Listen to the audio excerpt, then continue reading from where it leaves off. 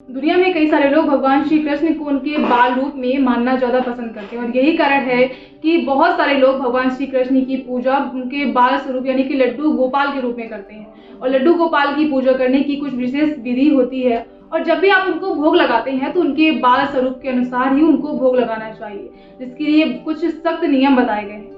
आपको बता दें कि जब भी आप किसी भगवान की पूजा करते हैं तो आपको उनकी पूजा बिल्कुल सही तरीके से एकदम सही विधि में करनी चाहिए, जिसके बाद हमारे ईश्वर प्रसन्न होते हैं और हमको हमारी इच्छा के अनुसार वरदान प्रदान करते हैं। तो आज आपको बताते हैं कि लड्डू गोपाल की पूजा करने की सबसे सही विधि, सबसे सरल तरीका क्या है और आप कैसे उनको भोग लगा सकते हैं। तो सबसे पहले आपको बता दें कि भगवान श्री कृष्ण का नाम लड्डू गोपाल नहीं बल्कि सिर्फ गोपाल है, लेकिन भारत की कुछ माताएं उनको लाड में लड्डू गोपाल कहती हैं।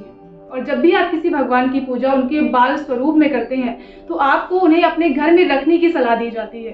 और यही कारण है कि भगवान श्री कृष्ण की पूजा जब हम बाल रूप में करते हैं, उनके बाल स्वरूप में उनकी पूजा करते हैं, अर्चना करते हैं, तो उनकी जो पूजा होती है वो बाकी के देवी देवताओं से काफ़ी हट जाती है, काफ़ी अलग हो जाती है। जैसे कि जब भगवान श्री कृष्ण को आप बाल रूप में मानते हैं तो सुबह उठकर सबसे पहले आपको उन्हें दूध, दही, घी और गंगा जल आदि से उनको स्नान कराना चाहिए। उसके बाद उनको अच्छे से साफ करके उनको नए नए वस्त्र पहनाएं और उनको वस्त्र पहनाने के बाद उनका जिस तरीके से माताएं अपने नवजात शिशुओं का श्रृंगार करती हैं वैसे आप उनका श्रृंगार करें।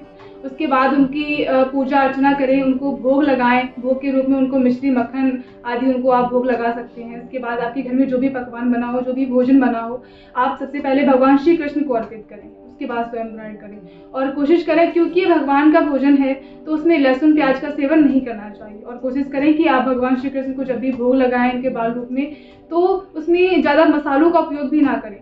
लेकिन आप जब उनको भोग लगा रहे हैं तो उसमें, उस खाने में, उस भोजन में तुलसी की पत्ती अवश्य होनी चाहिए, क्योंकि ऐसी मान्यता है कि भगवान श्री कृष्ण बिना तुलसी की पत्ती के बिना कोई भी भोजन, कोई भी प्रसाद ग्रहण नहीं करते हैं।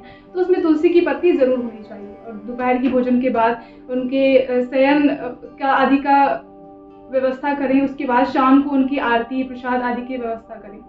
और उसके बाद अगर जब आप उनको बाल रूप में मानते हैं तो कोशिश करें कि उनको अकेला ना छोड़ें। जहाँ बाकी के सदस्य सारे रहते हैं वहीं उनको भी अपने साथ ही रखें। और शाम को भी उनकी आरती के बाद उनकी शयन आदि की व्यवस्था करें। और जहाँ पे भी उनका शयन कक्ष हो वहाँ पे लाइट की व्यवस्था ज़रूर करें। और जब आप घर के सारे सदस्य कहीं बाहर जा रहे हों, किसी विवाह फंक्शन में या किसी बाहर घूमने जा रहे हों, तो उनको भी ले जाने की व्यवस्था ज़रूर करनी चाहिए। उनको घर में अकेले नहीं छोड़ना चाहिए। और जब आपके घर में कोई शादी विवाह हो, कोई मांगलिक कार्यक्रम हो, तो जब घर के बाकी सदस्यों के कपड़े आते हैं उसी तरीके से श्री कृष्ण की भी जब आप बाल रूप में उनको मानते हैं तो उनके भी कपड़े जरूर आने चाहिए। इस तरीके से कुछ चीज़ों को फॉलो करके आप उनकी अच्छे से उनकी सेवा कर सकते हैं, उनको अच्छे से भोग लगा सकते हैं।